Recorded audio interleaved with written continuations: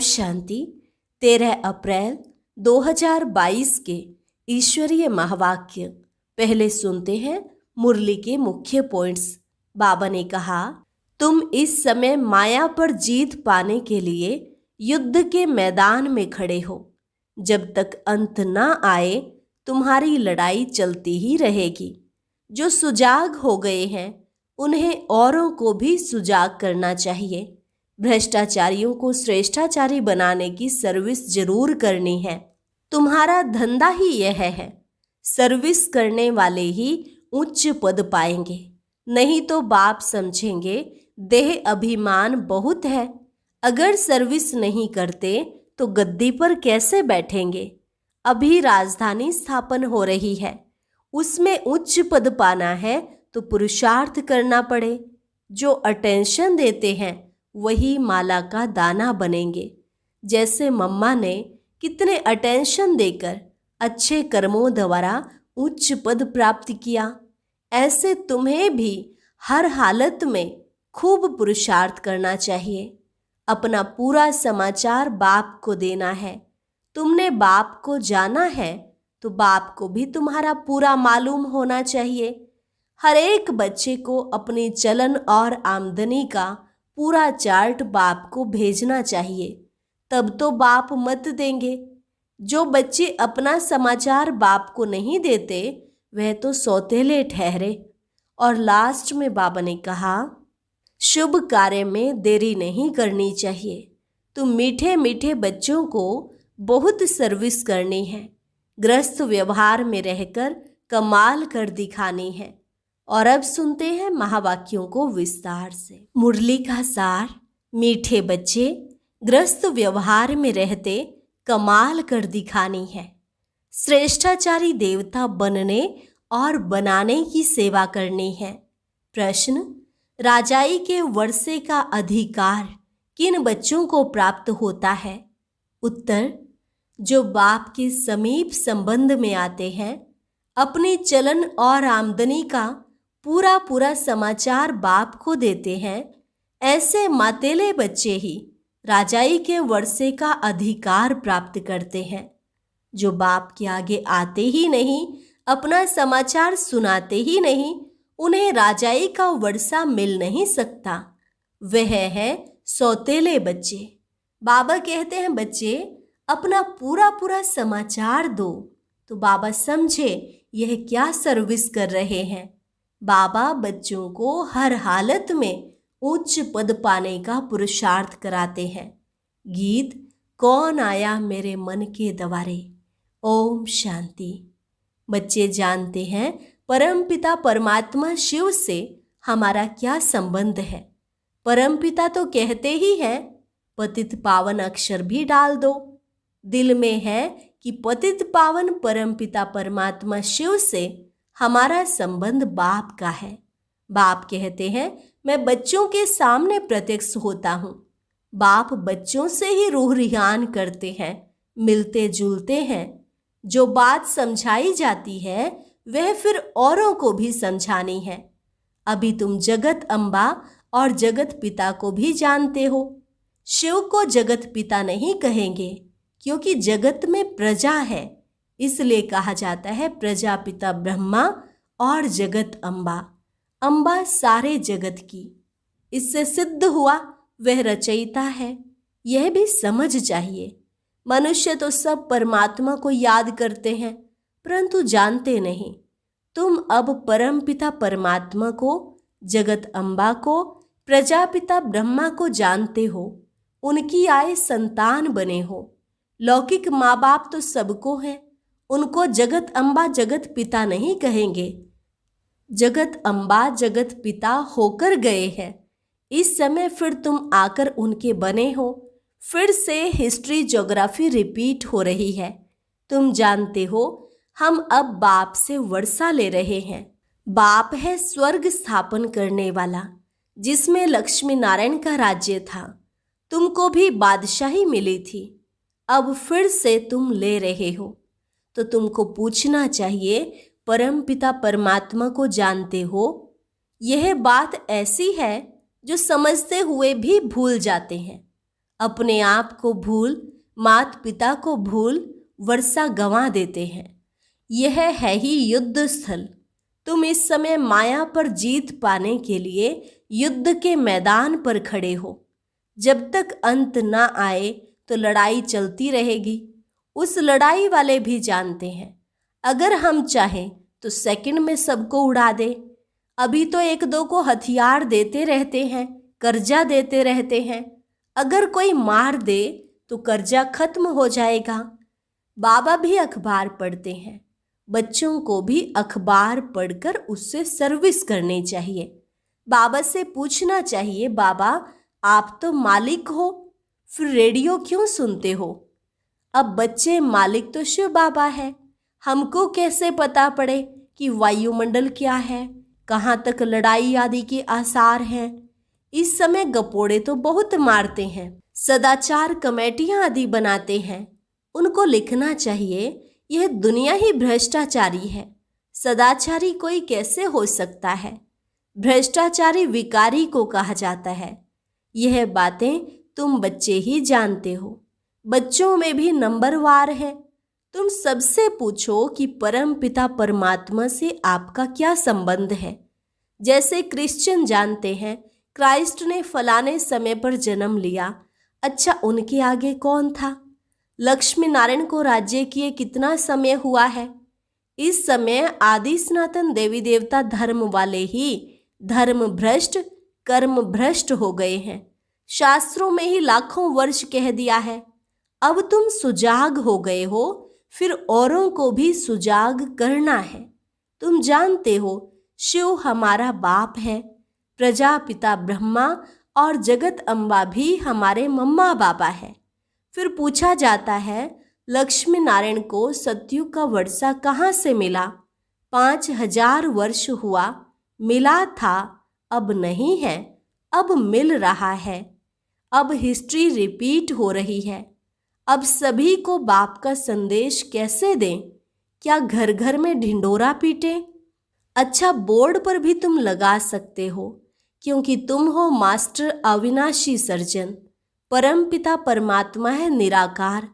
अब यह तो कोई नहीं जानते कि शिव बाबा ने किसके शरीर में जन्म लिया। ऐसे भी नहीं कह सकते कि कृष्ण के शरीर में प्रवेश कर जन्म लिया। यह तो तुम नंबरवार जानते हो कि वह हमारा परम पिता भी है, हमारा टीचर भी है, हमको बहुत अच्छी शिक्षा दे रहे हैं। बाबा फिर से कल्प के बाद आकर मिले हैं। समझते हो, पक्का पक्का निश्चय भी है। फिर घर जाते ही वह नशा उड़ जाता है।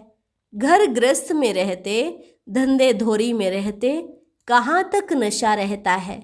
यह तो जरूर बाप को लिखना चाहिए। परंतु बच्चे बाप को पूरा समाचार देते नहीं। तुम बच्चे बाप को पूरा जानते हो तो बाप को भी तुम्हारा पूरा मालूम होना चाहिए।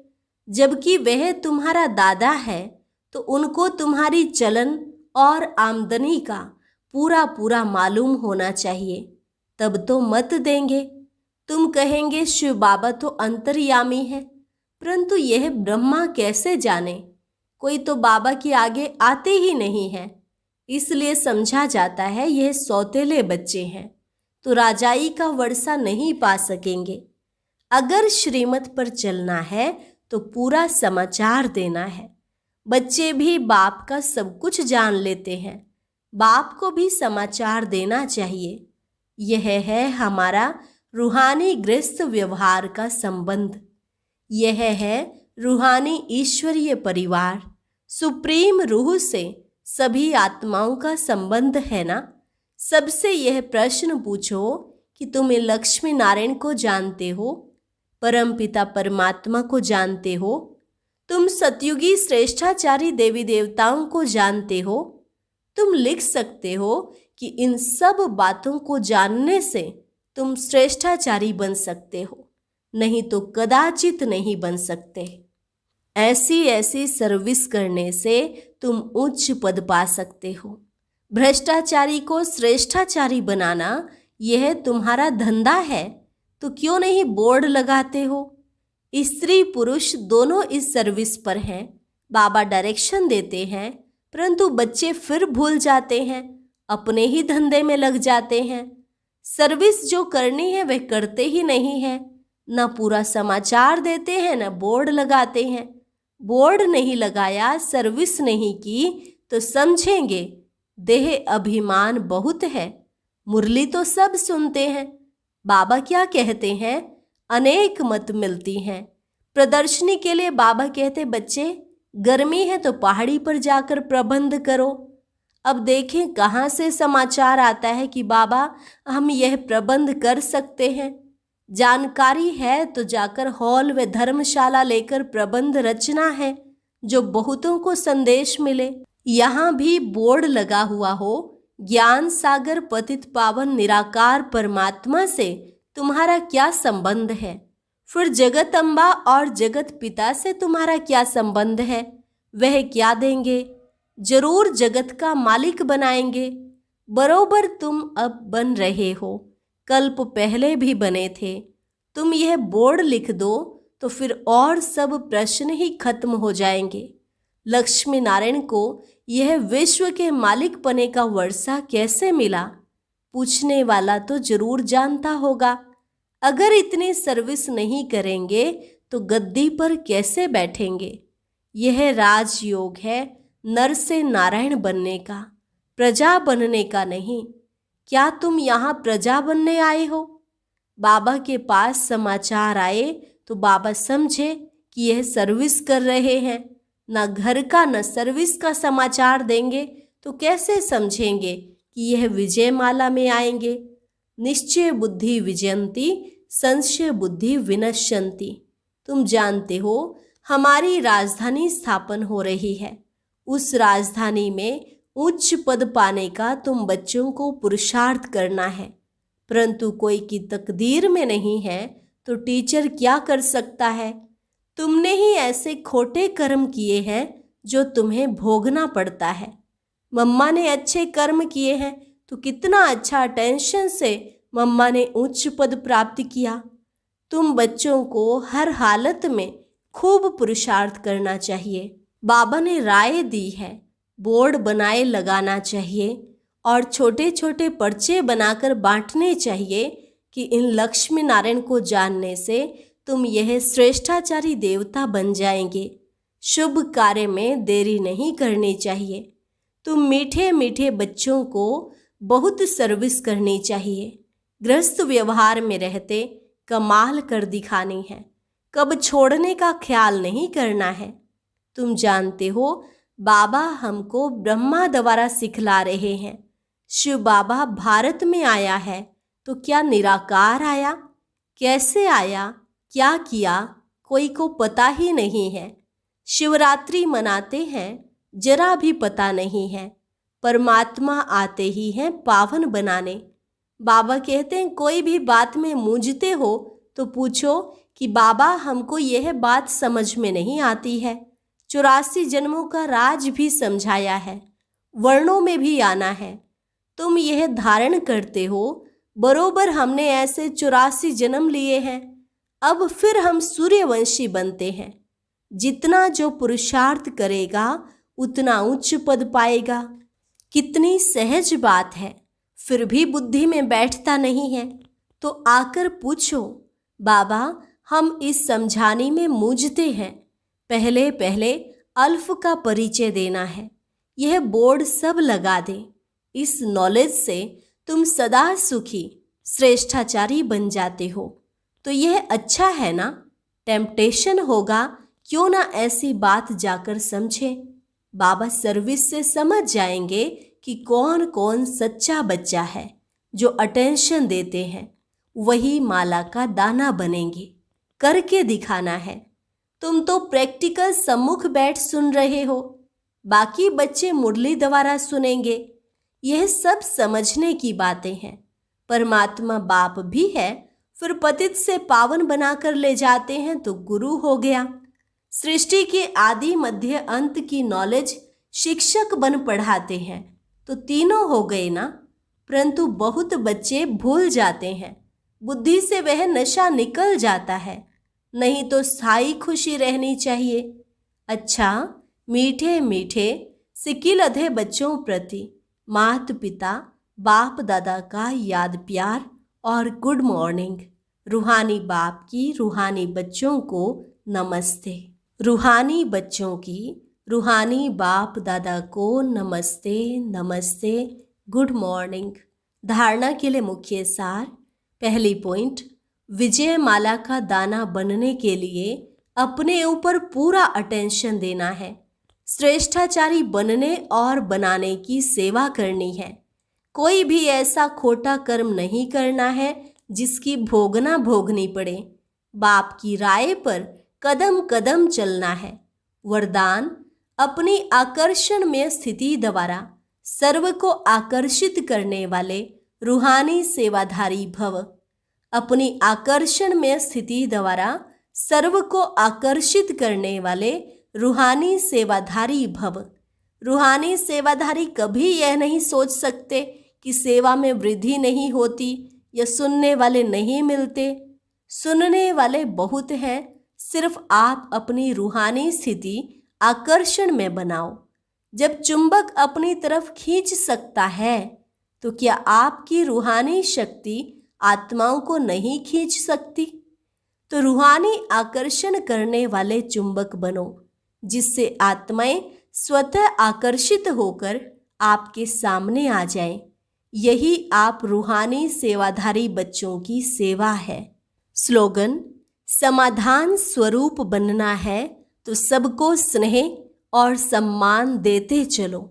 समाधान स्वरूप बनना है तो सबको स्नेह और सम्मान देते चलो। अभी है मातेश्वरी जी के अनमोल महावाक्य, परमात्मा एक है, बाकी सर्व मनुष्य आत्माएं हैं। अब यह तो सारी दुनिया जानती है कि परमात्मा एक है, वो सर्वशक्तिवान है, जानी जाननहार है। ऐसे तो सारी दुनिया खुद ही कहती है हम परमात्मा की संतान हैं, परमात्मा एक है। भले कोई धर्म वाला हो, वो भी परमात्मा को ही मानते हैं। वो भी अपने को परमात्मा द्वारा भेजा हुआ संदेश वाहक समझते हैं। ऐसे ही संदेश लेकर अपने अपने धर्म की स्थापना करते हैं।